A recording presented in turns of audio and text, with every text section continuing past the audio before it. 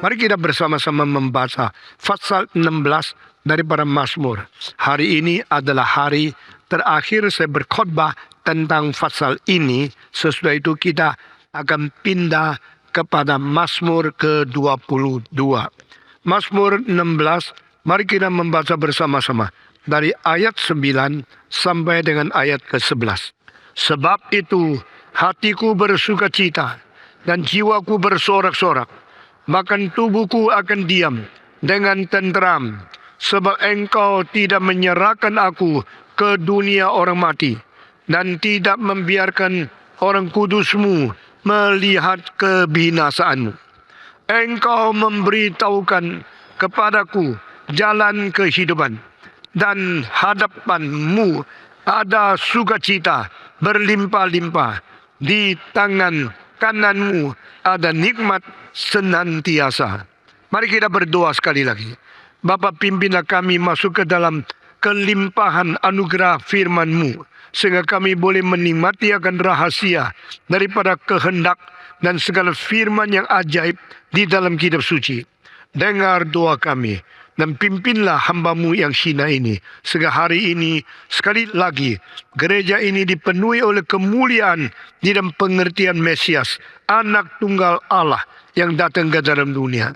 Dengar doa kami yang kami panjatkan dalam nama Yesus Kristus, penebus dan juru selamat kami yang hidup, kami sudah berdoa.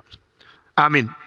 Saudara-saudara, di dalam kata-kata yang luncur daripada mulut Daud tentang Yesus Kristus yang akan datang sesudah hidup Daud 1000 tahun, kita melihat bahwa Daud sendiri tidak sadar apa yang dia katakan maknanya berapa dalam. Berarti dia telah diurapi dan dipenuhi, diberikan inspirasi oleh Roh Kudus, mengatakan kalimat-kalimat mengenai sejarah yang akan datang, di mana Kristus akan dikirim ke dalam dunia yang dia sendiri tidak ngerti. Inilah bedanya kitab suci dengan semua buku di dalam sejarah, semua sastra di dalam kebudayaan manusia. Tidak ada satu buku yang mempunyai khasiat, mempunyai rahasia seperti kitab suci. Pada waktu nabi-nabi menulis sesuatu, selain daripada pengalaman mereka, selain daripada logika menganalisa yang berada di mereka, ada campur tangan Tuhan memberikan inspirasi, memberikan gerakan, memberikan ilham yang begitu tinggi, sehingga kadang-kadang mereka menulis sesuatu yang melampaui pengalaman mereka dan menulis sesuatu di luar daripada pengertian mereka. Dan itu baru diketahui oleh manusia setelah zaman berlalu, setelah abad-abad sudah lewat, kita melihat kembali, baru tahu rahasia Tuhan pernah dinyatakan kepada manusia. Nubuat-nubuat pernah diberikan kepada manusia. Meskipun pada zaman itu manusia tidak mengerti, manusia selanjutnya mempunyai kesadaran dan bersyukur kepada Tuhan. Saudara-saudara, kita khotbah tentang Mazmur yang bersifat mesianis, the Messianic Psalms, yaitu Mazmur yang mengisi dan mencantumkan makna tentang kristologi yang tidak diketahui oleh orang biasa. Saudara-saudara, Tuhan sudah menciptakan, mempersiapkan, Tuhan menciptakan seluruh dunia dan mempersiapkan keselamatan untuk manusia yang pernah gagal di dalam dosa melalui satu oknum yang tertinggi, yaitu Allah pribadi kedua, Yesus Kristus yang akan turun ke dalam dunia. Melalui ciptaan ini, maka Tuhan melindungi dan memberkati kita masing-masing. Tapi karena dosa, kita melawan dan kita melanggar semua peraturan dan semua hukum dari Tuhan, sehingga kita jatuh di dalam dosa. Tetapi melalui keselamatan yang direncanakan Tuhan, Tuhan tidak mau manusia binasa. Tuhan mau manusia kembali kepada Dia, bertobat dan menerima keselamatan yang dipersiapkan sebelum dunia diciptakan. Saudara-saudara, pada waktu manusia diberikan keselamatan oleh Tuhan. Manusia yang belum lahir di dunia tetap sudah ditakdirkan dan sudah dipersiapkan oleh Tuhan untuk menerima anugerah Tuhan. Sebelum dunia diciptakan, Mesias sudah ditetapkan. Kristus sudah direncanakan untuk menjadi juru selamat bagi engkau dan saya. Saudara-saudara, di dalam perjalanan beribu-ribu tahun sejarah baru dikupaskan satu demi satu. Perlahan dengan perlahan akhirnya kita mengetahui rencana Tuhan yang ajaib itu. Inilah perbedaan dari sastra kitab suci dengan semua sastra di dalam dunia, di dalam kebudayaan, di dalam bangsa, di dalam negara apapun tidak mempunyai hal yang sama seperti apa yang ditulis di dalam Alkitab. Saudara-saudara sekalian, pada waktu Daud menulis akan Messianic Psalms, Roh Kudus yang menggerakkan dia, menaungi dia, mengurapi dia, dan memberikan inspirasi kepada dia menulis ayat-ayat yang penting. Kita sudah selesaikan pasal kedua sebagai Messianic Psalms yang pertama. Lalu pasal ke-8 sebagai Messianic Psalms yang kedua. Dan hari ini kita akan selesai pasal ke-16. Di dalam pasal kedua, Tuhan berkata, ada peperangan yang engkau tidak sadar. Ada permusuhan yang engkau tidak sadar. Karena itu ada permusuhan rohani yang tersembunyi di dalam sesuatu kosmik drama. Saudara-saudara, alam semesta ini sedang menyatakan seluruh drama yang begitu drastis, yang begitu hebat di tengah-tengah Allah dan setan. Kita tidak lihat Allah dan kita juga tidak lihat setan. Tapi kita lihat apa yang terjadi di dalam masyarakat dan hidup dan sejarah manusia mempunyai keanehan yang sulit dijelaskan melalui logika, melalui mulut manusia, melalui pengertian gejala-gejala dunia.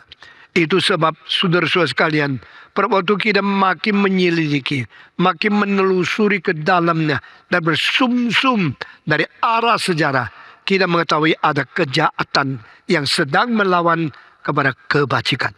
Dan kejahatan itu diwakili oleh iblis dan kebajikan itu adalah Tuhan Allah sendiri. Pada waktu permulaan dari ayat pasal kedua Mazmur ini dikatakan, mengapakah negara-negara ribut, mengapakah pejabat-pejabat dan raja-raja dunia bermusyawarah untuk melawan aku. Mereka sedang berkata, mari kita melepaskan tali temali yang telah mengikat kami. Mari kita bebas daripada belenggu, yaitu mari kita bermusuh dengan Allah dan dengan Kristusnya. Saudara-saudara, pada waktu kalimat ini muncul, kita baru tahu sejarah tidak segampang apa yang tidak mengerti. Sejarah tidak hanya terjadi secara apa yang direncanakan oleh manusia. Karena di belakang manusia yang bertarung negara dengan negara, bangsa dengan bangsa, partai dengan partai, di dalam manusia dengan manusia, belakangnya masih ada kekuatan yang akan menghancurkan sesuatu yang direncanakan oleh Tuhan. Sehingga mereka berusaha melawan Allah dan melawan Kristusnya. Melawan Allah, melawan yang diutusnya, yang diurapinya. Saudara-saudara, apakah arti kalimat ini? Bahwa Allah telah menetapkan sesuatu peperangan harus menang pada pihak dari Tuhan Allah. Tetapi yang ditetapkan untuk berperang itu adalah yang dilawan oleh setan. Yang ditetapkan oleh berperang dari Tuhan itu adalah Kristus.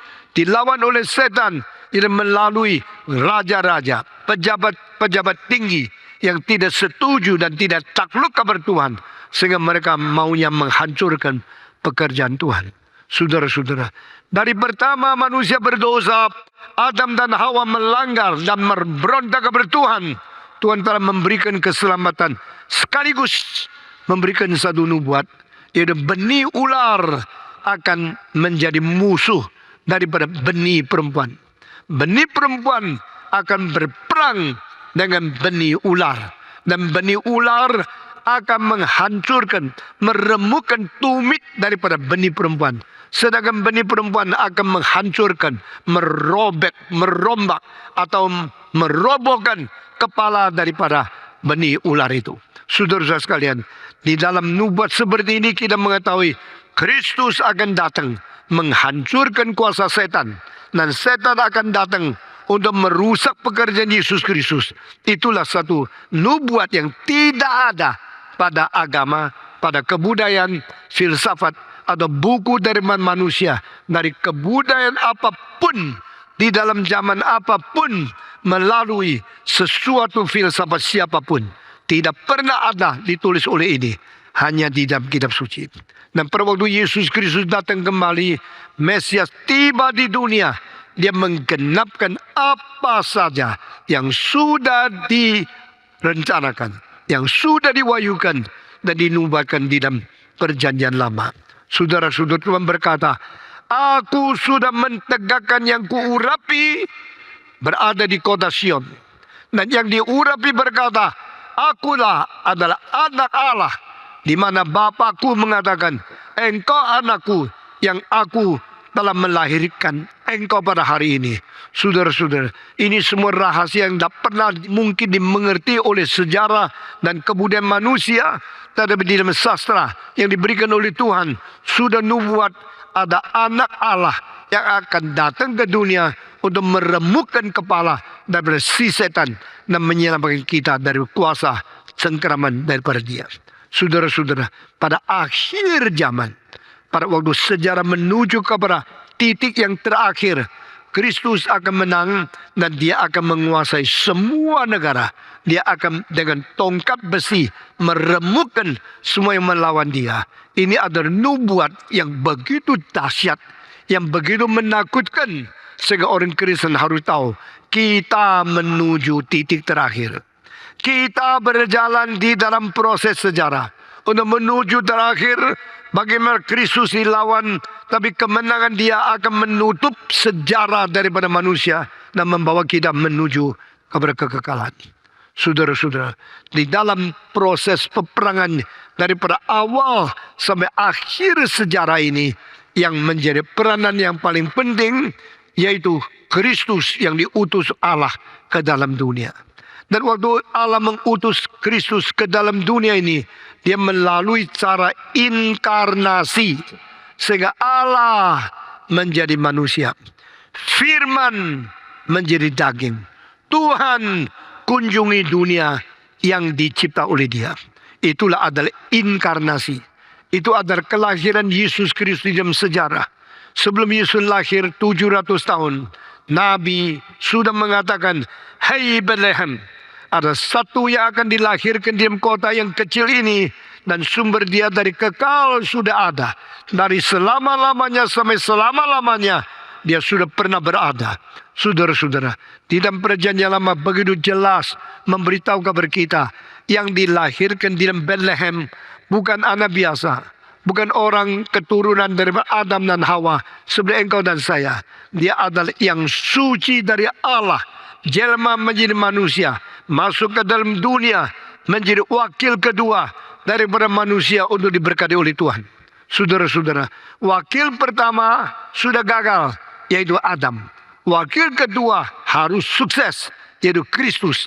Dan di dalam persiapan ini, Tuhan Allah di dalam rencana kekekalannya sudah menyediakan semua untuk umat manusia. Saudara-saudara, kapankah rencana itu terwujud? Pada waktu Yesus turun ke dalam dunia, Allah menjadi manusia, firman menjadi daging, sementara lebih rendah sedikit dari malaikat. Kalimat ini tidak pernah dimengerti oleh manusia sampai pada waktu buku Ibrani sudah ditulis, maka penulis buku Ibrani mengatakan, kita tidak pernah melihat ada manusia yang melampaui semua yang di atas angkasa, yang di atas bumi, dan yang di bawah laut. Tidak pernah kita melihat ada orang yang sungguh-sungguh mempunyai kesuksesan seperti itu. Sampai kita melihat Yesus pernah ke dunia, sementara menjadi daging, dilahirkan di Bethlehem, menjadi lebih rendah sedikit daripada malaikat. Dialah melalui sengsara mendapatkan kemuliaan. Dia melalui penderitaan mendapatkan sesuatu kehormatan. Dan dia satu-satunya yang betul-betul menguasai langit, bumi, dan laut. Yang digagalkan oleh setan, di mana Adam tak pernah capai, sudah disukseskan oleh Yesus Kristus. Karena yang inkarnasi ini sudah sungguh-sungguh mencapai. Kita bersyukur kepada Tuhan. Datangnya Yesus dari surga mengunjungi bumi, merubah sejarah dunia dan membuat sesuatu abad yang baru, sesuatu sejarah yang baru menuju kepada kemenangan, kekekalan yang diberikan Tuhan kepada dunia di dalam sejarah. Kita bersyukur kepada Tuhan. Yesus betul-betul inkarnat. Yesus betul-betul turun ke dunia ini. Dan akhirnya pada waktu dia bangkit, dia mengatakan, aku pernah mati. Dan aku sudah bangkit pula. Di dalam tanganku ada kunci alam maut. Dan aku tidak akan mati lagi untuk selama-lamanya. Setelah Yesus Kristus bangkit, dia menjanjikan muridnya bertemu, berada di satu gunung di Galilea. Dan pada waktu murid-muridnya sudah dekat kepada dia, Yesus Kristus berkata kepada mereka, hai, kuasa semua dari langit dan bumi sudah diberikan kepada saya. Itu sebab pergilah engkau mengabar Injil ke seluruh ujung bumi. Saudara-saudara, siapakah yang menjadi manusia satu-satunya yang sukses? Kecuali Yesus Kristus. Siapakah akhirnya mengalahkan setan yang telah mengganggu Adam dan Hawa sehingga mencapai kemenangan yang kekal? Kecuali Yesus Kristus. Siapakah yang telah akhirnya menguasai semua yang berada di langit, ada di bumi, dan ada di laut, seperti apa yang dicantumkan di dalam Kejadian pasal 1, kecuali Yesus Kristus. Waktu Adam dicipta, Tuhan berkata, engkau akan menguasai burung di langit, engkau menguasai binatang melata di bumi, dan engkau juga akan menguasai semua ikan yang berada di dalam laut. Adam tidak pernah mencapai. Yang mencapai adalah Kristus. Itu sebab pada waktu Yesus berkata, sebelum mengutus murid ke seluruh dunia, dia mengatakan segala kuasa dari surga sampai di bumi sudah diberikan kepadaku. Itu sebab pergilah ke seluruh ujung bumi, jadikan segala bangsa itu muridku. Kita bersyukur Alkitab begitu konsisten dari halaman pertama, huruf pertama sampai halaman terakhir, hari kiamat yang terakhir. Konsisten rencana Allah harus dijalankan. Saudara, apa yang kita mengerti tentang semua ini, tidak ada apakah kitab suci agama lain. Tidak pernah ada dalam buku sastra negara apapun. Karena ini adalah wahyu Tuhan kepada manusia. Saudara-saudara, sehingga di dalam sejarah ada sejarah mengenai firman Tuhan yang mulai dari Pentateuch, ada 5 buku yang ditulis oleh Musa. Lalu ada buku-buku sejarah. Tadi sampai Mazmur mempunyai satu ciri khas yang tidak ada pada buku-buku yang lain. Nubuat tentang Mesias. Nubuat berarti memberitakan firman Tuhan, mewakili Tuhan bersuara kabar manusia. Nubuat mempunyai isi yang memberitakan hal rencana Allah yang paling besar sebelum kedatangan zaman. Nubuat berarti mengatakan hal yang pasti akan terjadi, tetapi belum terjadi. Nah, nubuat-nubuat yang tersimpan di dalam Mazmur itu banyak sekali. Di antaranya salah satu bagian yang paling penting disebut nubuat tentang Mesias. Nubuat tentang Yesus Kristus. Fase 2 kita sudah bicara. Fase 8 sudah bicara. Masuk ke dalam fase 16, kelihatan tidak nonjol istilah-istilah mengenai Yesus. Kalimat-kalimat mengenai nubuat tentang Yesus di dunia hampir tidak muncul. Kecuali ayat 9 mempersiapkan ayat 10 dan 11. Saya sudah berkhotbah mengenai Mesias. Psalm 16 yang ayat ke-8 dan 9. Dan hari ini kita masuk akhiri akan pasal ini dengan sebab engkau tidak menyerahkan aku ke dunia orang mati dan tidak membiarkan orang kudusmu melihat kebinasaan. Mengapakah kita berani mengatakan dua kalimat ini adalah messianic signs Karena di sini orang kudusmu, di sini bukan banyak. Orang kudus Tuhan itu banyak sekali. Yang dikuduskan oleh Tuhan, yang disucikan, yang diberi pengampunan dosa, yang diberi status orang kudus, itu banyak sekali. Tapi the Holy One of God, yang satu, itu bukan orang Kristen yang dipilih Tuhan. Bukan orang yang sudah disucikan oleh darah Yesus Kristus. Adalah satu-satunya dari asal, dari permulaan, dari sumber kegagalan. Memang dia suci. Itu tidak dan bukan yang lain kecuali Yesus Kristus. Saudara-saudara, dan dari ayat ini dengan singular term of the Holy One of God, kita mengetahui ini bicara tentang Yesus Kristus. Maka Mazmur 16 dimasukkan ke dalam Mazmur Kristologi, Mazmur daripada Mesias. Saudara-saudara, dari ayat pertama sampai ayat 9 kita melihat berapa salehnya seorang namanya Daud. Dia adalah seorang yang mau ikuti rencana Tuhan, yang menjalankan segala perintah Tuhan, dan tidak pernah minta kebajikan di luar Tuhan. Karena dia mengetahui hanya Tuhan itu warisannya, hanya Tuhan itu harta bendanya, hanya Tuhan itu dimiliki oleh dia dan memuaskan hati dia. Aku tidak akan meminta sesuatu kebajikan apapun di luar Tuhan. Rayuan dari iblis, pencobaan daripada dunia, dan segala daya tarik yang begitu besar daripada dunia fana ini tidak mungkin menerima saya, tidak mungkin menarik, dan tidak mungkin menggerakkan saya untuk patuh kepadanya. Karena saya harap saya hanya mempunyai warisan berasal daripada Tuhan.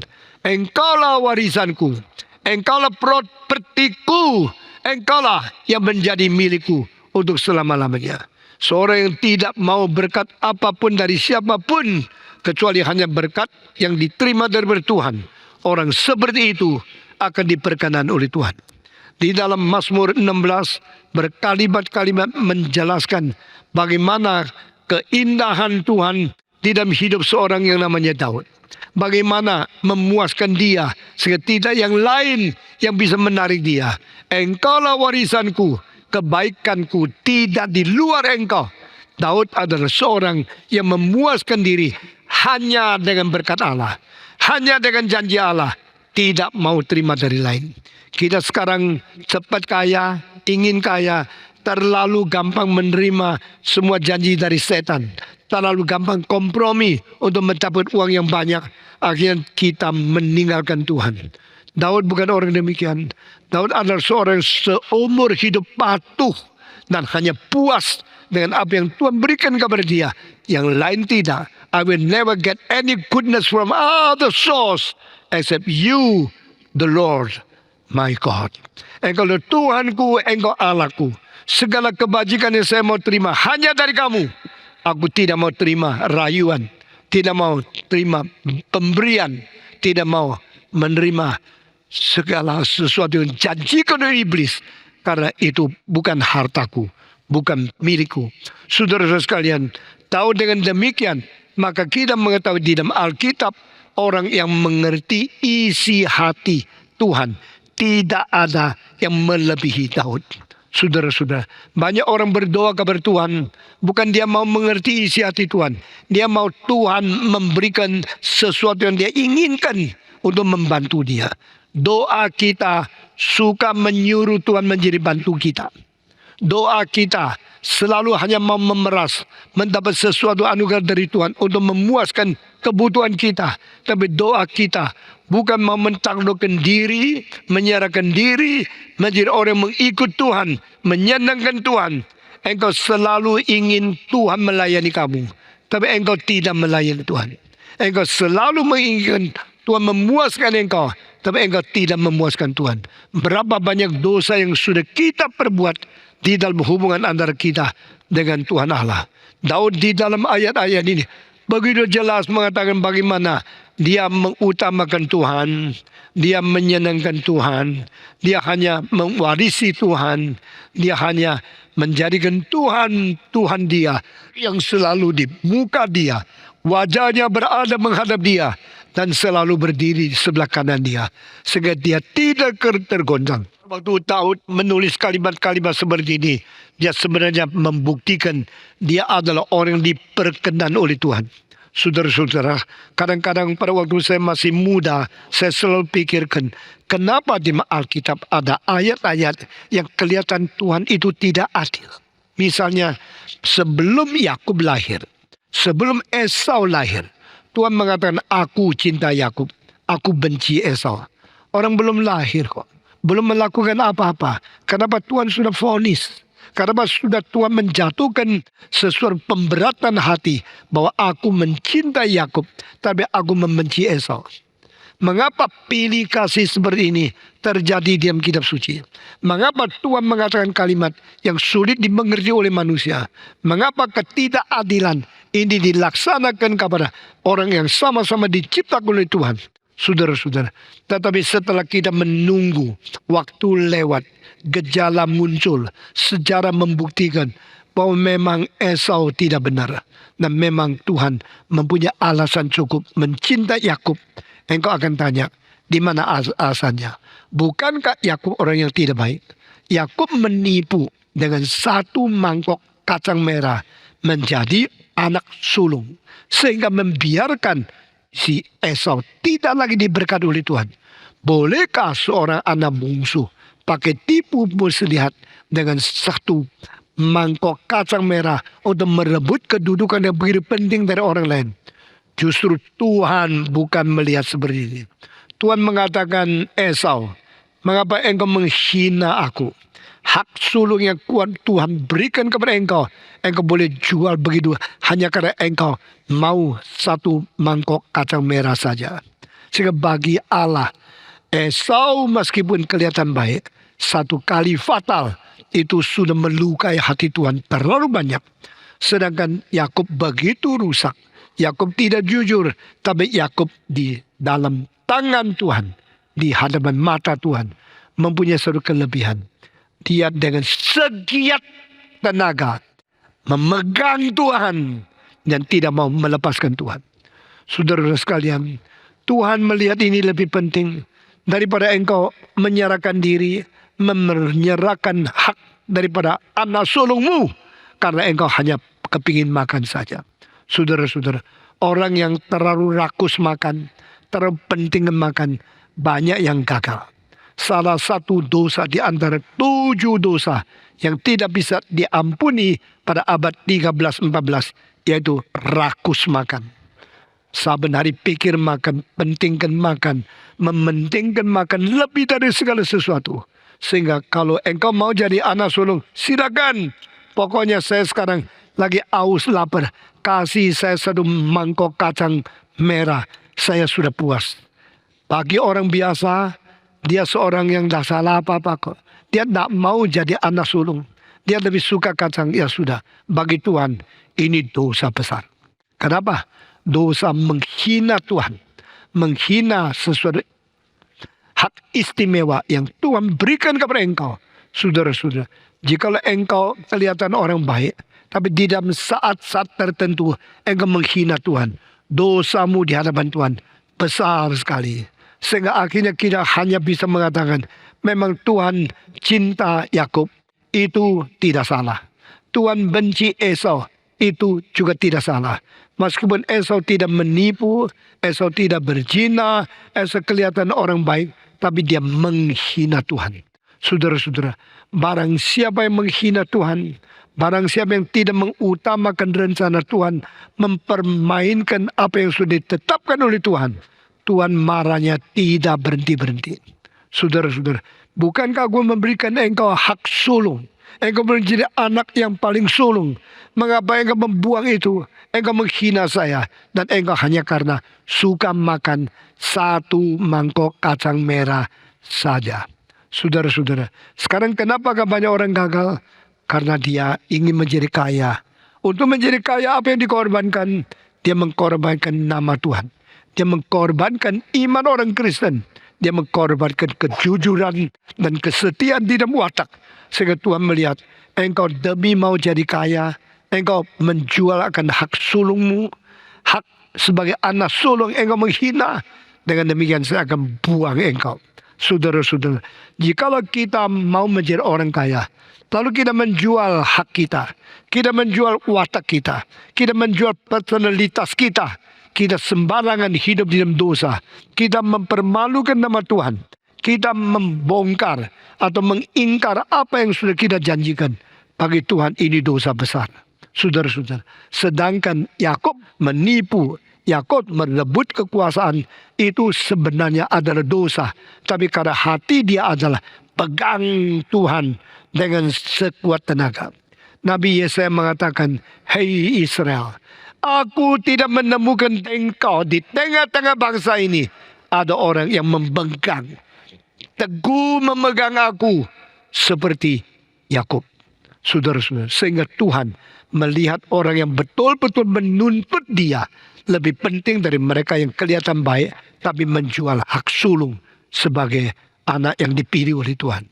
Kalau kita tidak mempentingkan kita adalah orang Kristen, kita tidak menjaga bagaimana nama memuliakan Tuhan, bagaimana nama memuliakan gereja, bagi Tuhan engkau dosanya besar sekali, lebih besar daripada mereka menipu dan sebagainya. Saudara-saudara, standar yang ditetapkan oleh Tuhan sangat berbeda dengan standar yang ditetapkan oleh manusia. Manusia selalu kira diri benar, tapi Tuhan sangat menghargai mereka yang sungguh-sungguh memegang dia. Saudara-saudara, Yakub adalah namanya Yakub karena istilah Yakub berarti yaitu memegang. Waktu dia lahir, dia memang anak kedua. Anak pertama Esau, tapi anak kembar ini waktu kakaknya keluar, adanya langsung tidak mau kalah, pegang kaki kakaknya, ikut keluar. Sehingga pada waktu melahirkan kedua anak kembar ini sangat sulit. Begitu yang pertama baru keluar, kakinya ditarik oleh anak kedua. Saudara-saudara, engkau pernah melihat ada kasus seperti ini tidak? Pernah lihat kembar yang kedua pegang kaki daripada kakaknya? Siapa yang mengajar? Tidak tahu. Mungkin dia ada inspirasi sendiri. Waktu masih bayi, begitu lihat kakak keluar, langsung pegang kakinya, ikut bersama-sama keluar. Ini menjadi Yakub. Dan sifat dia seumur hidup, pegang. Ada kesempatan, pegang. Ada kemungkinan, pegang. Ada anugerah Tuhan, pegang. Ada berkat dari Allah, pegang. Tidak mau lolos. Saudara-saudara, justru orang demikian ini yang disenangi oleh Tuhan. Jikalau engkau tanya, Pak Tong, engkau dipakai Tuhan sudah 58 tahun. Engkau dipakai besar-besaran. Apakah sebab bakatmu besar? Jawab saya, no. Apakah engkau pengetahuan tinggi? Saya jawab, no. Apakah engkau mempunyai karunia melebihi orang lain? Saya jawab, no. Saya tahu di dunia ini yang lebih pintar dari saya banyak. Yang bertitel tinggi dari saya banyak. Yang mempunyai kesempatan banyak untuk melayani Tuhan banyak. Lalu engkau tanya lagi, kalau demikian apakah yang menjadi keajaiban atau keunikan Tuhan memakai Stephen Tong selama 58 tahun ini? Saya akan mengatakan dengan rendah hati, saya tidak berani membuang kesempatan. Saya tidak berani membuang anugerah Tuhan. Begitu saya lihat ini ada kemungkinan, langsung saya tangkap. Langsung saya kerjakan. Langsung saya berjuang mati-matian untuk sukseskan.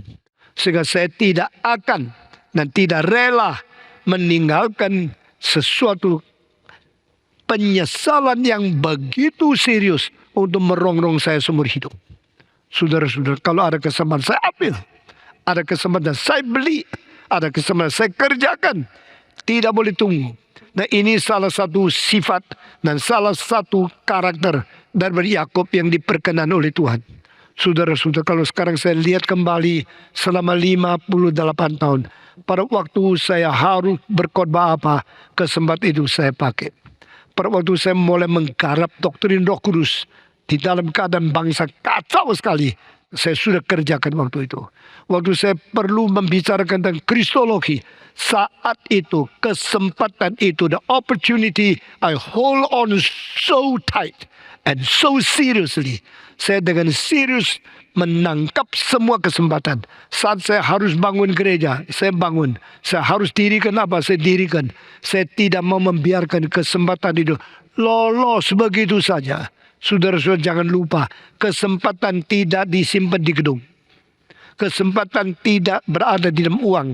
Kesempatan tidak berada di dalam ruang yang besar atau gedung yang megah. Kesempatan hanya simpan di dalam waktu.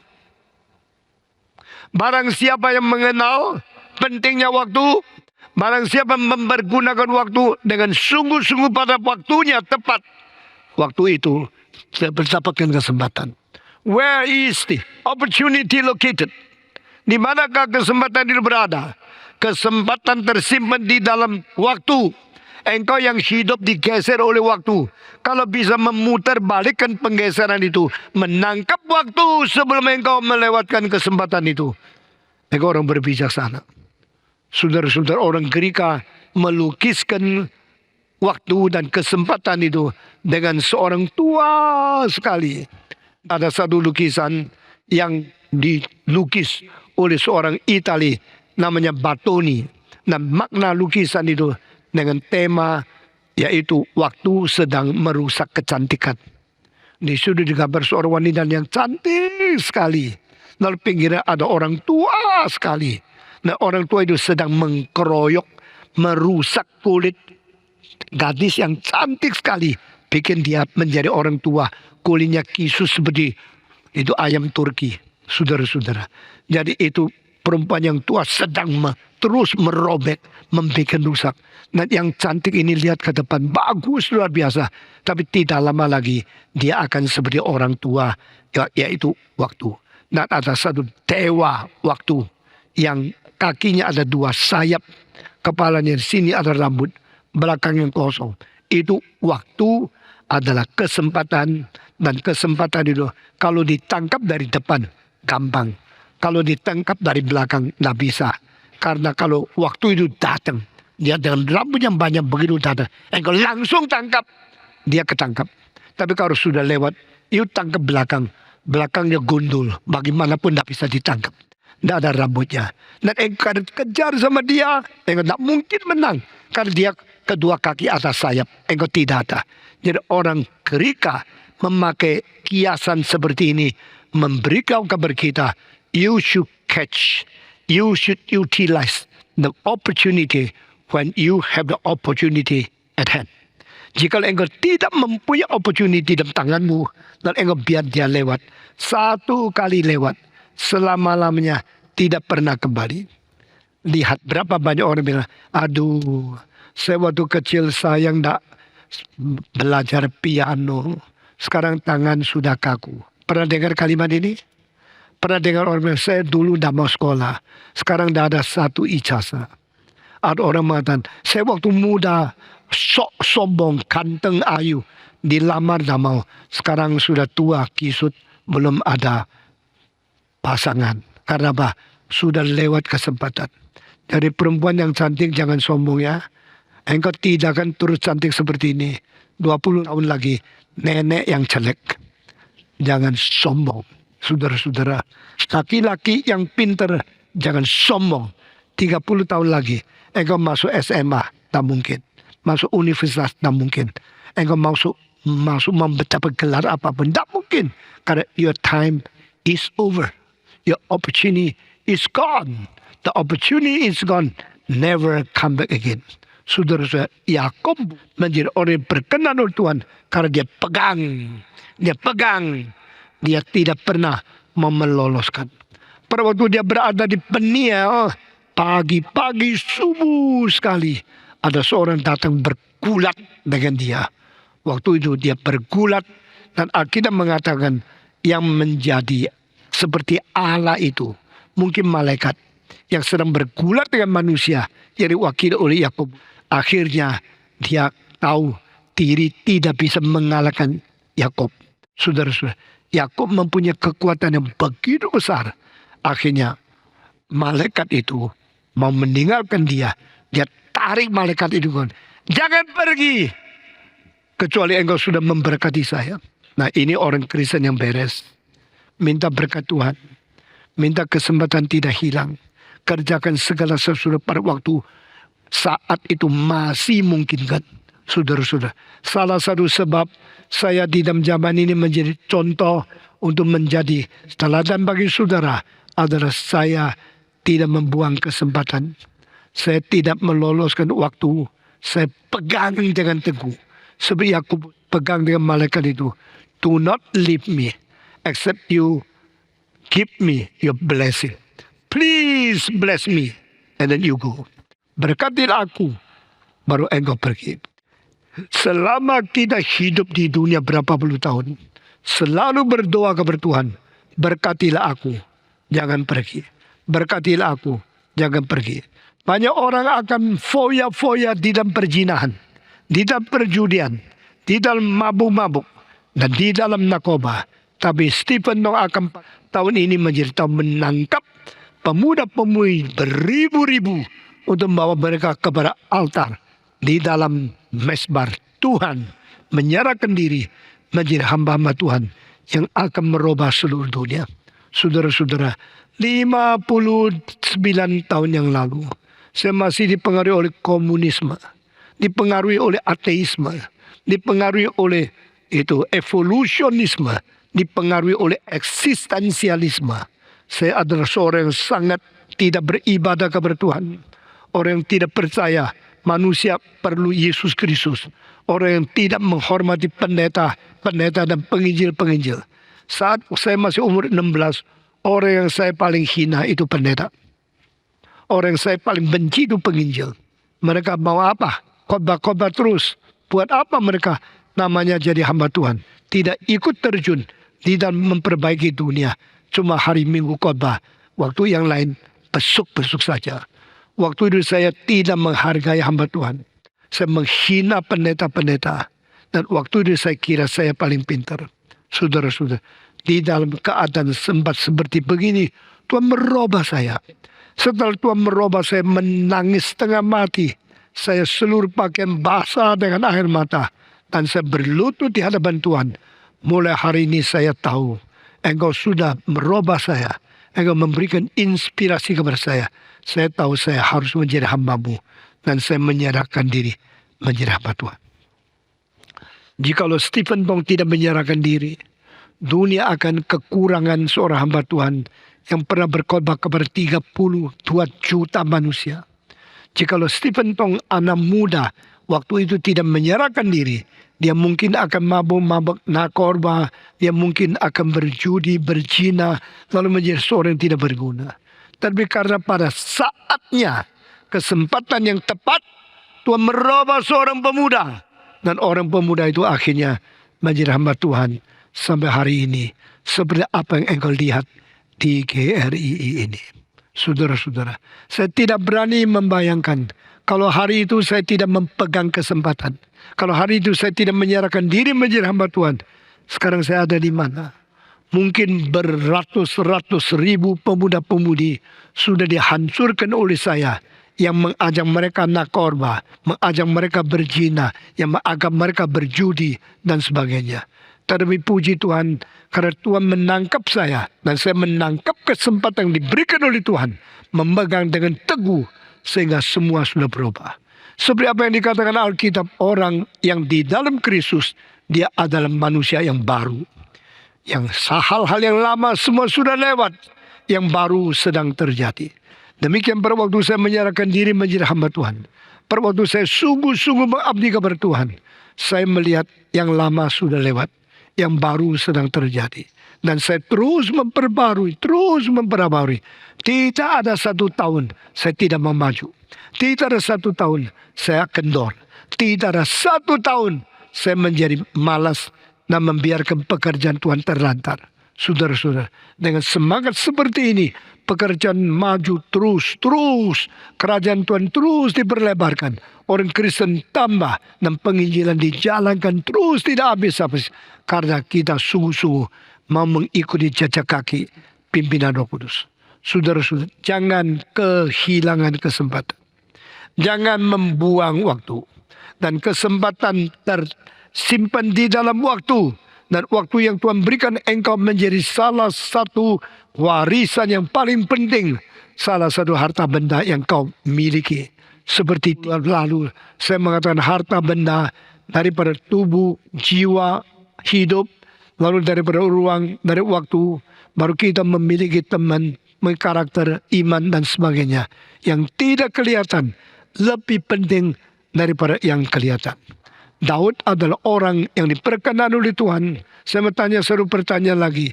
Sebagaimana Yakub memegang kesempatan mencari Tuhan lebih dari orang lain, sehingga diperkenan lebih daripada Esau. Yakub begitu, Daud juga begitu. Daud sama kakaknya seperti tidak ada perbedaan apa. Tapi Tuhan mengatakan kepada Saul, saya akan cari satu orang yang berkenan di hatiku untuk mengganti engkau meneruskan kerajaan Israel. Saudara-saudara, pada waktu Samuel diutus oleh Tuhan pergi ke Bethlehem, pergi ke rumahnya daripada papanya daripada Daud, dia pergi mengatakan, apa yang harus saya perbuat? Aku utus engkau untuk mengurapi seorang anak supaya menjadi raja.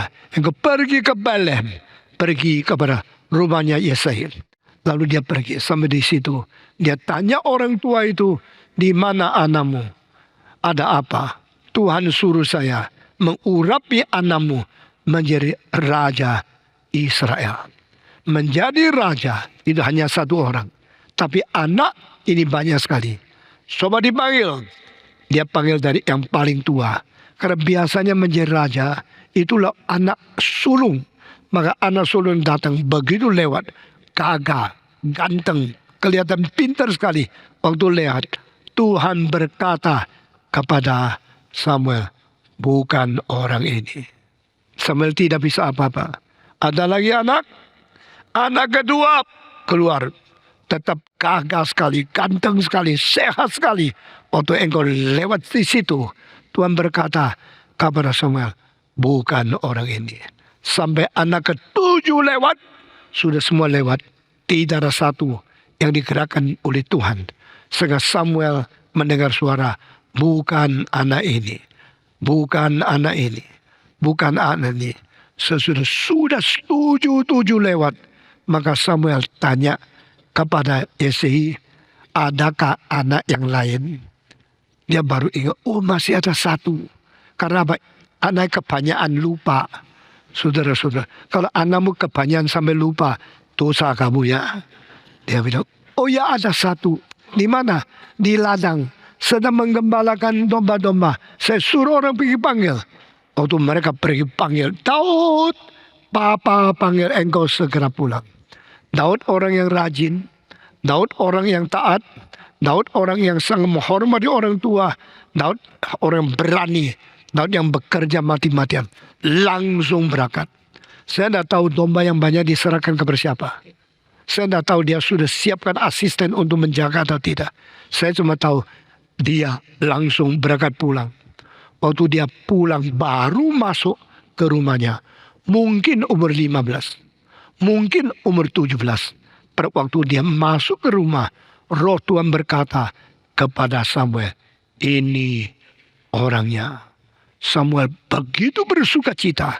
Sudah 7 saudara lewat. Bukan satu pun di antara mereka yang akan dipilih Tuhan menjadi raja. Tapi yang ke-8 begitu datang. Tuhan langsung tanya, ini orangnya. Tuhan mencari siapa? Mencari orang yang berkenan. Yang sesuai dengan isi hatinya dia. Saudara-saudara sekalian.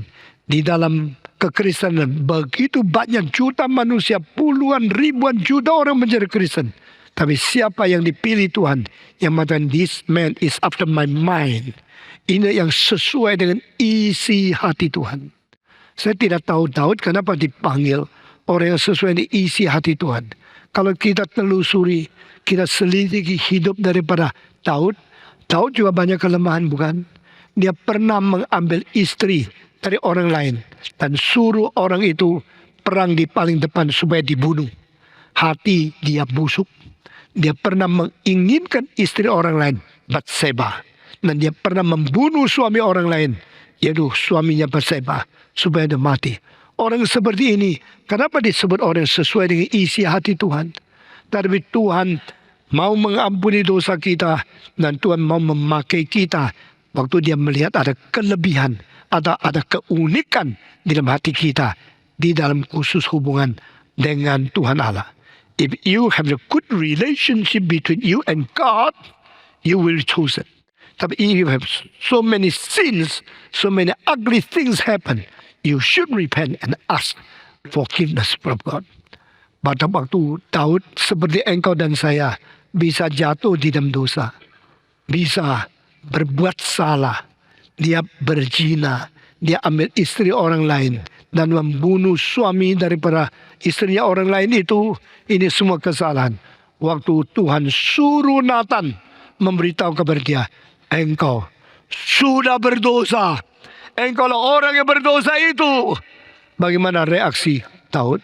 Aku berdosa, aku minta pengampunan dari Tuhan. Pada waktu Tuhan mau menjatuhkan hukuman kepada dia, suruh dia pilih, dia mengatakan lebih baik saya dihukum oleh Tuhan sendiri, jangan saya dilepaskan untuk dihina sama orang kafir. Jadi dalam beberapa hal rela bertobat, rela di dalam tangan Tuhan, rela dihukum oleh Tuhan sendiri. Ini semua adalah unsur-unsur dari perkenan oleh Tuhan. Tapi bagi saya, Daud disebut orang yang paling berkenan di hadapan Tuhan, orang yang berada dalam isi hati Tuhan, karena dia paling mengerti satu hal yang tidak ada pada orang lain, yaitu Daud adalah teolog kristologi yang terbesar di dunia. Saudara-saudara, in spite of his sin he committed. Sekarang kita tidak bicara tentang Batseba dan dosa apa yang pernah dia lakukan. Mari kita lihat bagaimana dia mengerti isi hati Tuhan, khususnya di dalam kristologi. Yesus Kristus adalah yang Allah utus untuk dunia. Yesus Kristus adalah satu-satunya kunci kita lepas dari dosa. Yesus Kristus ada rencana, di dalam rencana Allah yang paling fokus. Di dalam seluruh rencana menciptakan, saudara-saudara, manusia menjadi fokus. Di dalam dosa manusia yang begitu banyak, penebusan menjadi fokus. Di dalam penebusan Tuhan untuk begitu banyak orang, Kristus menjadi fokus. Di dalam Kristus, kematian kebangkitan menjadi fokus. Nah, hal ini siapa yang mengerti?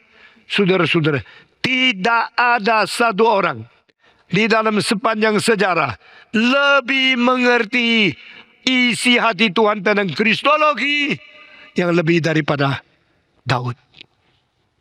David is the only man who truly understands the focus of God's mind in his eternal planning, especially for the salvation. Penebusan Tuhan sebagai rencana yang paling penting dimengerti oleh Daud lebih dari Abraham, dan oleh Daud lebih daripada Musa, oleh Daud lebih dari Yosua, oleh Daud lebih dari Yesaya. Tidak ada satu orang yang mengerti rencana keselamatan Allah di dalam Kristus lebih dalam, lebih tepat, lebih sempurna, lebih indah daripada apa yang dimengerti oleh Daud. Itu sebab Daud disebut orang yang memperkenan hati Tuhan. Di dalam membentuk iman orang Kristen sepanjang sejarah beribu-ribu tahun, jasa manusia paling besar adalah Daud. Kalau bukan Daud, kita tidak mengetahui Yesus bagaimana inkarnasi. Kalau bukan Daud, kita tidak mengetahui Yesus mana dijual. Kalau bukan Daud, kita tidak pernah mengerti Yesus bagaimana sengsara berteriak, my God, why hast thou forsaken me? Ini semua diturunkan dari Daud. Jikalau bukan Daud, kita tidak ada orang mengerti Yesus dibuang oleh Tuhan Allah karena mengganti dosa kita. Jikalau bukan Daud, kita tidak mengerti Yesus dijual 30 keping merah.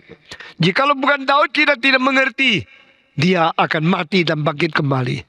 Jikalau bukan Daud, kita mengerti Yesus melewati lembah bayang-bayang maut. Jikalau bukan Daud, kita tidak mengerti Yesus naik ke surga diterima oleh semua malaikat. Jikalau bukan Daud, kita tidak mengerti di surga dia duduk di sebelah kanan Allah Bapa.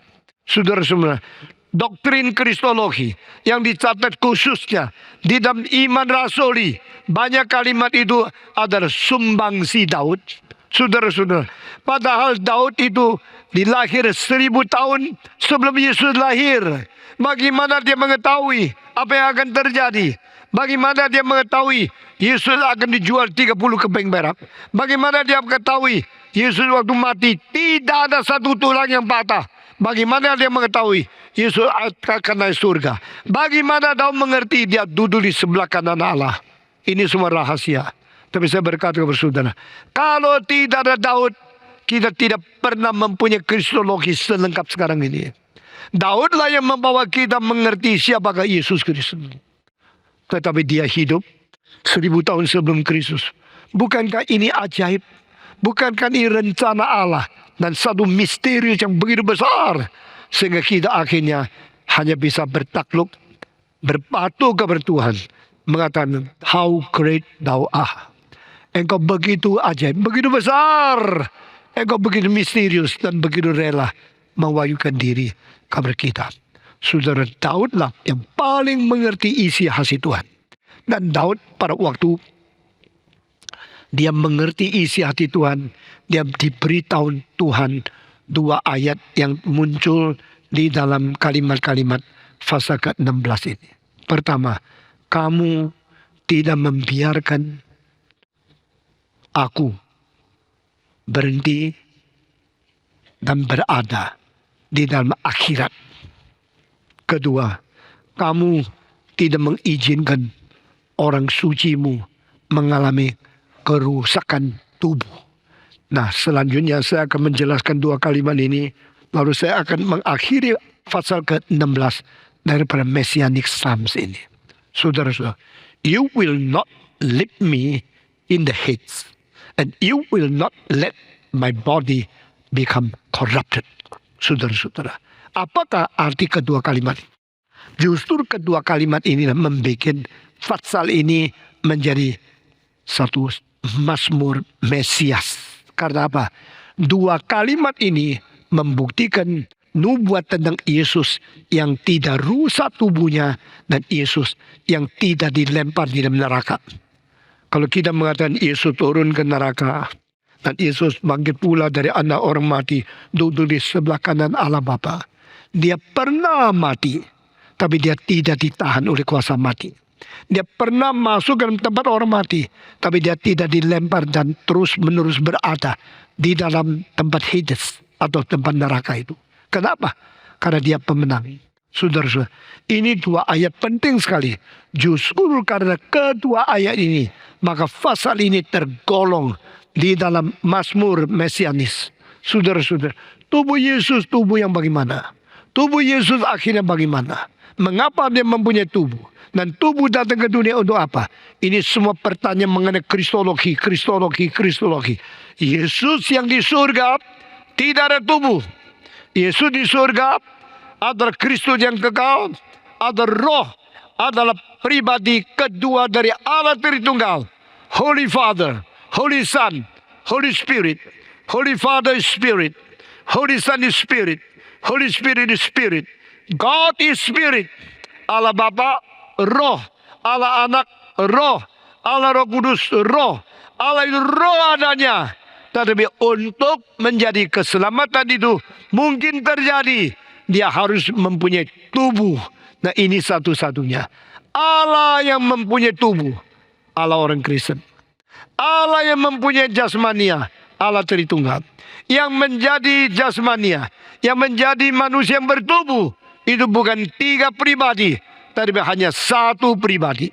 Saudara-saudara, ajaran yang begitu salah mengatakan Allah Tritunggal sebenarnya 9 tunggal. Allah Bapa adalah Allah yang mempunyai roh, jiwa, dan tubuh. Allah Anak adalah Allah yang mempunyai roh, jiwa, dan tubuh. Allah Roh Kudus adalah Allah yang mempunyai roh, jiwa, dan tubuh. Itu ajaran sesat, itu ajaran bukan Alkitab, itu ajaran bidat yang merusak iman Kristen. Hanya Yesus Kristus, firman menjadi daging, mempunyai tubuh. Tidak ada sesuatu orang boleh bicara Allah Bapa mempunyai tubuh. Tidak ada satu orang bicarakan Allah Roh Kudus mempunyai tubuh. Yang mempunyai tubuh cuma pribadi kedua. Karena di firman menjadi daging. Word became flesh. Dari permulanya adalah firman. Firman itu adalah Allah. Dan firman itu berserta dengan Allah. Segala sesuatu diciptakan oleh Dia. Yang dicipta tidak sesuatu yang bukan dicipta oleh Dia. Yohanes pasal 1 ayat 1 ayat 2. Saudara-saudara. Dan pasal 1 ayat 14 mengatakan, firman menjadi daging. The word became flesh. Karena firman menjadi daging, maka Yesus adalah Allah yang turun menjadi manusia. Saudara-saudara, yang berdaging tidak ada satu Allah kecuali Yesus Kristus. Allah tidak berdaging kecuali pribadi kedua. The Holy God, Holy Son and Holy Spirit, only the second person of triune God came to the world and became flesh. Hanya satu-satunya pribadi, yaitu pribadi kedua, firman Allah pernah datang ke dunia bersalut dengan daging dan darah. Itu namanya inkarnasi. Saudara-saudara, Allah tidak menjadi daging. Roh tidak menjadi daging. Anak Allah yang tunggal Yesus Kristus yang menjadi daging. Dia inkarnal si. Si berarti proses. Karnal berarti tubuh. Inkarnasi melalui proses Allah menjadi daging. Itu Yesus Kristus lahir di dalam dunia. Saudara-saudara, Yesus Kristus adalah Allah inkarnasi, satu-satunya bertumbuh. Maka kita tidak bisa terima.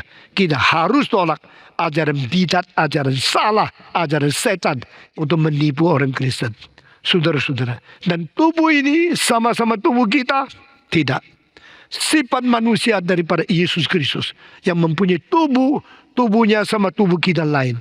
Tubuh kita dilahirkan melalui hubungan seks antara pria keturunan Adam dan wanita keturunan Adam. Our father are the descendant of Adam. Our mother was also the descendant of Adam. Dua keturunan Adam bersetubuh. Seksual hubungan mengakibatkan pertemuan telur di dalam tubuh ibu kita dengan sperma yang berada di dalam tubuh papa kita. Akhirnya menjadi janin. Menjadi sesuatu janin yang bertumbuh menjadi bayi sebagai manusia. Akhirnya dilahir sebagai engkau dan saya. Itulah tubuh kita. Tubuh akibat sexual relationship. Tubuh akibat pernikahan laki-laki yang berdosa dengan perempuan yang berdosa. Engkau tidak percaya Maria berdosa. Karena menganggap dia waktu melahirkan Yesus itu adalah immaculate conception. Sesuatu jadinya Yesus Kristus sebagai bayi di dalam tubuhnya tanpa berdosa. Saudara-saudara, Maria adalah orang berdosa. Dilihat daripada kalimat dia sendiri. Pada waktu malaikat berkata, engkau akan melahirkan seorang anak pada tahun depan waktu seperti ini. Maka dia mengatakan dengan satu kalimat, ya magnificat, magnificat. Tuhan harus dibesarkan. Hatiku membesarkan Tuhanku. Dan rohku bersuka cita karena juru selamatku. Maria mengaku dia perlu juru selamat. Ini buktinya dia mengetahui dia adalah orang berdosa. Sedangkan Yesus Kristus lain dengan kita. Maria dilahirkan oleh pria berdosa dan wanita berdosa. Engkau dilahirkan oleh pria berdosa dan wanita berdosa. Tetapi Yesus tidak dilahirkan melalui sexual relationship. Yesus tidak dilahirkan melalui Yusuf dan Maria tidur bersama. Lalu mengakibatkan kelahiran Yesus Kristus. Yesus dilahirkan oleh Maria. Dan Maria sendiri tidak mungkin melahirkan laki-laki. Saudara kalau belajar XY, engkau mengetahui di dalam tubuh wanita tidak ada unsur untuk melahirkan laki-laki. Kecuali disentuh melalui seks oleh seorang laki-laki. Tetapi justru Maria melahirkan laki-laki. Membuktikan laki-laki ini bukan mendapatkan tubuh melalui hubungan seks dua orang yang berdosa. Adalah Maria sebagai anak darah yang dinaungi oleh Roh Kudus sehingga tidak ada dosa. Yesus dilahirkan. Itu sebab tubuh Yesus lain dengan tubuh kita. Dia adalah firman menjadi daging dan dia tidak mengandung dosa. Itu sebab tubuh Kristus tidak boleh mendapatkan bakteri sehingga dia mendapatkan penyakit akhirnya mati. Yesus tidak boleh menjadi orang karena berdosa akhirnya ubah dosa adalah mati sehingga dia mati. Yesus bukan mati karena dosa dia sendiri. Yesus bukan mati karena bakteri bikin dia rusak tubuhnya. Yesus adalah tubuh yang firman menjadi daging. The Holy One of God. Dia adalah yang suci dari Allah. Dan dia tidak mungkin ditaklukkan oleh bakteri, oleh kuman. Dia tidak mungkin ditaklukkan oleh dosa dia sendiri. Maka waktu dia mati, dibunuh mati. Apakah Yesus mati? Sungguh mati. Apa Yesus sungguh-sungguh sudah mati? Mati. Mati di bawah kuasa mati? Tidak. Mati di atas kuasa mati. Di dalam Yohanes pasal 10 dikatakan, no one can take my life. Tidak ada satu orang yang mengambil jiwaku. Tidak ada seorang yang bisa merampas nyawaku. Adalah aku sendiri. Dengan hak aku sendiri. Menyerahkan nyawa. Dan akhirnya dengan hak aku sendiri. Saya punya hak untuk menarik nyawaku kembali. Sehingga Yesus never under the power of sin. Or power of death. Yesus tidak pernah berada di bawah kuasa kematian. Dia berada di atas kuasa kematian. Itu sebab pada waktu Yesus berteriak, my Father, I give my life in your hand. Kalimat terakhir di dalam 7 kalimat di atas kayu salib. Bapa, aku menyerahkan jiwaku di dalam tanganmu. Dia mengatakan kalimat dengan teriak. Saudara, dengan teriak yang keras. Langsung dia tundukkan kepala. Ahli dokter di dalam medis sudah membuktikan dia tidak seharusnya mati. Karena orang yang mati biasanya lapas, makin lemah, akhirnya mati. Yesus tidak mengatakan, ya Bapa, aku menyerahkan nyawaku di tanganmu. Dia berkata, Bapa, aku menyerahkan nyawaku di dalam tanganmu. Langsung mati. Tidak boleh mati. Dia tidak seharusnya mati. Pada waktu dia mati, dia menyerahkan nyawanya atas hak dia sendiri. Jadi Yesus tidak pernah masuk ke dalam kuasa kematian. Dia berada di atas kematian. Dia mengatakan, aku melepaskan nyawaku. Aku menyerahkan nyawaku atas otomatis. Atas keadaan aktif daripada dia. Yesus tidak pernah pasif. Kita bersyukur kepada Tuhan. Itu sebab tubuh Yesus tidak boleh rusak. Kalau tubuh Yesus bisa rusak, seperti engkau dan saya, maka seperti kuman bisa merusakkan kita, seperti segala penyakit bisa menghancurkan tubuh kita, seperti orang yang sudah dikubur mulai rusak pada hari kedua ketiga, tubuhnya menjadi menakutkan sekali. Tidak pernah terjadi hal ini bagi Yesus Kristus. Maka hari ketiga dia bangkit pula dari ada orang mati dengan tubuh yang tidak rusak dan kuasa kebangkitan yang besar. Dia kembali. Dia mati karena manusia. Dia bangkit karena Tuhan Allah. Dia mati mengganti dosa. Dia bangkit untuk menyatakan keadilan dari Tuhan Allah. The incorruptible body of Jesus Christ. Saudara-saudara. Incorruptible. Yaitu tubuh yang tidak bisa rusak. Dan akhirnya pada waktu kita sudah bangkit pula dari antara orang mati. Kita akan mirip seperti dia. Mempunyai tubuh yang tidak mungkin rusak. Bangkit pula daripada orang mati. Saudara-saudara, Yesus beda dengan semua orang berdosa yang lain. Kita mati dalam dosa kita sendiri. Kita mati mengalami kerusakan tubuh. Yesus Kristus tidak pernah berdosa. Dia mati mengganti engkau dan saya. Maka tidak ada dosa yang dia perbuat. Aku menghantam dia, mematikan dia. Tetapi dosa yang ada pada engkau dan saya akan berkumpul bersama. Mematikan dia. Tapi bukan mati merusakkan dia. Karena Alkitab mengatakan, biarlah orang sucimu tidak mengalami kerusakan tubuhnya.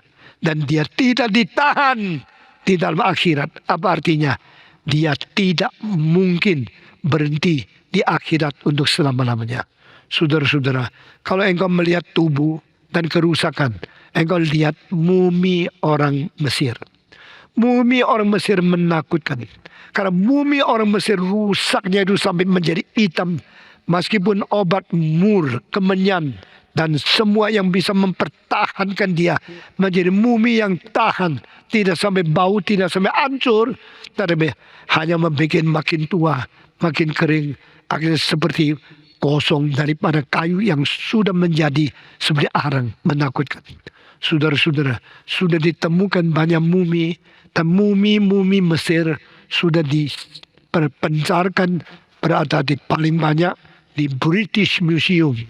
Kalau berada lagi, ada di Paris, Louvre, ada lagi berada di Vienna State Historical Museum, masih berada lagi di St. Petersburg Hermitage, masih berada lagi di tempat yang kecil. Saya kaget, saya pergi melihat sendiri, yaitu satu kota kecil sekali di North Carolina, namanya Charlotte. Dan di situ pun ada museum. Di dalam museum ada mumi rusak menjadi kurus hitam seperti arang yang sudah kosong. Itulah mumi 3.000-4.000 tahun yang lalu. Nah, saudara-saudara, mumi yang saya lihat kedua adalah di Irian Jaya. Orang Irian Jaya pada waktu mereka paling menghormati orang tua yang agung. Maka waktu mati orang tua itu dibentuknya duduk baik-baik, lalu dibakar dengan asap, bukan dengan api. Akhirnya asap dibakar berapa puluh hari, saya tidak tahu. Akhirnya kulitnya kering, dagingnya sudah kering, semua menjadi satu. Dan orang itu mengecil, menjadi kira-kira kalau diukur tidak sampai 140 cm. Saya sampai di Irian Jaya, dan mereka menghormati Stephen Tong datang. Mari kita keluarkan mumi nenek moyang kita untuk dilihat. Biasanya tidak ada orang boleh lihat. Waktu dikeluarkan daripada gua, daripada tempat yang mereka bangun itu, keluarkan, saya gemetar melihat. Bukan saya takut mati, saya gemetar. Karena di Indonesia ada orang yang bisa memunikan nenek moyang begitu baik, dan sudah 200 tahun lebih mumi itu dikeluarkan. Saudara-saudara, matanya sudah mendelap, coklat mukanya, tulangnya semua sudah menjadi, tapi kulitnya masih ada, menyusut, mengkeret di situ. Saya lihat sudah 10 menit, lalu saya bilang terima kasih. Mereka bawa pulang kembali lagi. Lalu sangat hormat, sangat sopan berpisah dengan saya.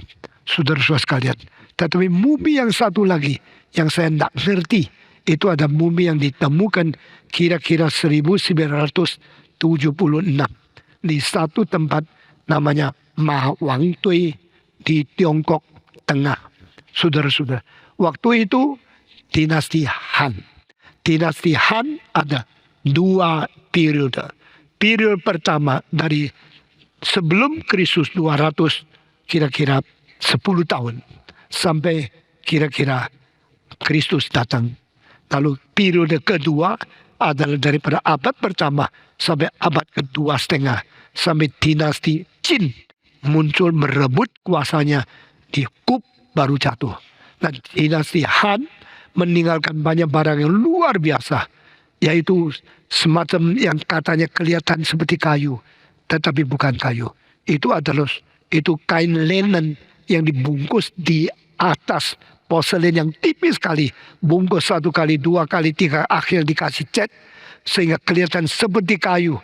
Dan ini barang bisa tahan beribu-ribu tahun, ringannya cuma berapa gram saja, tapi kuatnya luar biasa. Lalu dinasti Han masih ada banyak peninggalan. Nah, itu baju dari giok untuk membungkus orang itu di dalam sejarah Tiongkok sampai dinasti Han masih ada. Setelah dinasti Han, raja kedua daripada dinasti Qin dari Wei, yaitu anaknya Cao Cao. Di dalam Samgok, tahu Cao Cao, Samgok ada Liu Bei, ada Cao Cao, ada Sun Quan. Itu anaknya Cao Cao. Yang kedua namanya Cao Bei, menghentikan tidak boleh ada lagi baju giok untuk mengikuti orang dikuburkan. Maka itu dinasti Han setelah muncul sudah tidak mungkin engkau menggali menemukan ada kuburan yang pakai baju giok seperti di Tiongkok. Jadi sekarang yang paling penting adalah yang di Mesir, lalu ada lagi yang di lain tempat, ada lagi yang di Maya, ada lagi yang berada di Amerika Selatan, lalu ada di Papua, dan ada di Tiongkok. Saya mau bicara pada tahun 1996 ditemukan satu kuburan. Kuburan itu namanya Ma Wang Tui. Saudara boleh tulis Mama Kuda, Wang itu raja, Tui itu tumpukan. Saudara bisa cari Google, kalau bisa cari Chinese atau cari bahasa Inggris. Ma Wang Tui waktu ditemukan, mereka menemukan banyak barang yang tadi saya bilang, yang seperti kayu, tapi bukan kayu, itu di kuburan banyak. Lalu bukan saja cara gambarnya, itu ada naga seperti terbang, tapi bukan naga, karena ini seperti cacing. Nah ini biasanya warnanya ungu, hitam, lalu yang menjadi dasar itu merah, itu namanya vessel dinasti Han. Dan sesudah itu mereka menemukan satu kuburan. Waktu dibuka petinya, semua kaget. Karena di dalam peti, mayat dagingnya masih utuh. Kulitnya masih halus. Mukanya masih seperti orang hidup. Sudah hampir 2000 tahun, mayat itu masih baik. Tak pernah di sejarah menemukan mayat yang masih utuh. Tapi bisa utuh berapa lama, mereka tidak tahu. Maka bicara keluar, ketemu mayat, mayat masih utuh. Orang sekitar itu semua datang keliling melihat. Waktu melihat napas mereka menuju kepada jenazah itu. Di dalam 2 jam akhirnya langsung rusak. Nah saudara-saudara, pada waktu mulai rusak, orang dari Ma Wang Tui telepon ke pemerintah di Cina, di Beijing. Apa yang terjadi? Itu tahu, ini kita melihat seorang mayat yang masih utuh. Sekarang sudah kelihatan mulai rusak sedikit. Cepat tutup, tidak boleh dilihat orang lain. Dibungkus kembali dan difoto sebelum itu. Mereka panggil tukang foto, memfoto semua. Dagingnya masih elastis, kulitnya masih bisa dipegang, dan dagingnya masih baik-baik. Sudah difoto semua selesai, dokumentasi, ditutup kembali. Tunggu sampai akhir dari Beijing datang ke Henan di tempat Ma Wang Tui untuk mengawetkan badan itu. Nah di sini saya melihat 2 hal. Pertama, 1900 tahun yang lalu, udara masih bersih, tidak banyak bakteri. Itu sebab jenazah yang ditutup di dalam peti itu 2000 tahun tidak rusak. Karena tidak ada bakteri. Sehingga dagingnya masih lentur, kulitnya masih bisa bergerak. Kalau digerakkan, itu jenazah mumi yang paling sempurna di dunia. Saudara, kedua, membuktikan selama 2000 tahun ini udara makin kotor, polusi makin banyak, sehingga begitu jenazah itu dibuka di dalam 3 jam, semua rusak. Mulai menjadi rusak, menjadi kuning, lalu menjadi menakutkan luar biasa.